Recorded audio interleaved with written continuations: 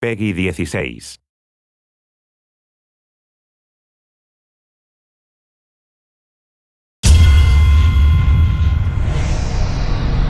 Bodycount's a really intense arcade shooter. It's a back-to-basics shooter. It's all about the gun experience.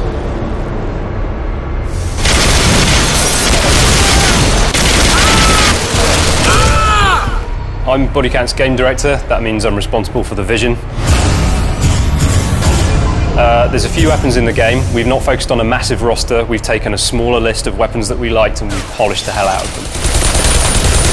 I'm the principal weapon designer at Bodycount. Basically anything that lends itself to the presentation of the guns in the games I've had a hand on.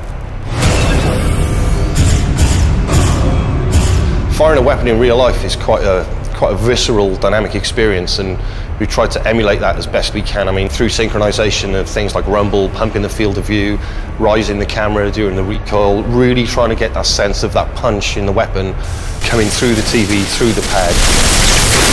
As part of the level design team on Bodycount, my job is primarily to help design and build the environment that the gameplay takes place in.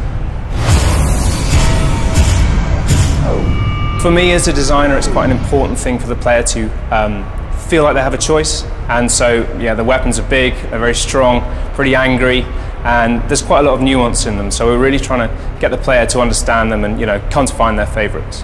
My favourite weapon in there would probably be the shotgun.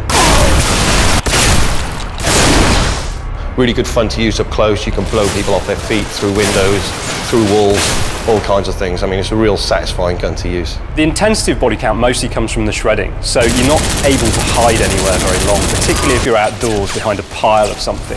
What you'll find is that as the bullets start flying, you actually take a lot of fire through cover, and that keeps you moving.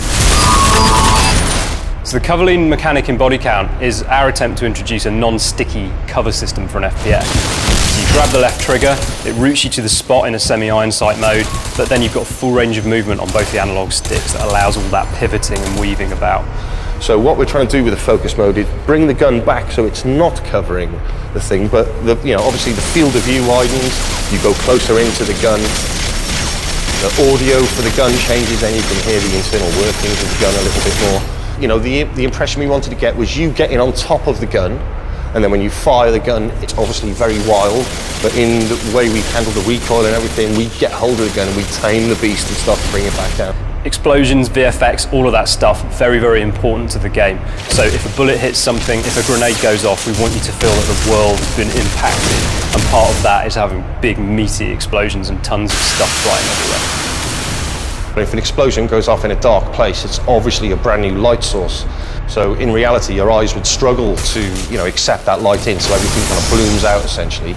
And we've kind of simulated things like that in the game as well, even down to the muzzle flashes. My favourite weapon is actually one of the ones we've invented for the target, who are the bad guys in the game. We've taken some real-world style technology. It's basically a portable railgun called the Kaluka, and we've completely fantasised it. So we've created a really powerful and brutal weapon that's very, very effective. For me personally, it's got to be the shotgun every time. It forms two roles. Firstly, it's brilliant for shredding, especially in multiplayer. It's really useful for getting through those walls quickly. But also, if you've got an enemy between you and that wall, you'll blow them straight through. You know, we've definitely done something that is different to everything else out there. It's dynamic, it's fun. FPS fans are going to enjoy Bodycount because it actually feels impactful to fire a weapon. We spent a lot of time crafting that and making it feel really, really violent. What we're trying to do is just make it all just crazy over the top.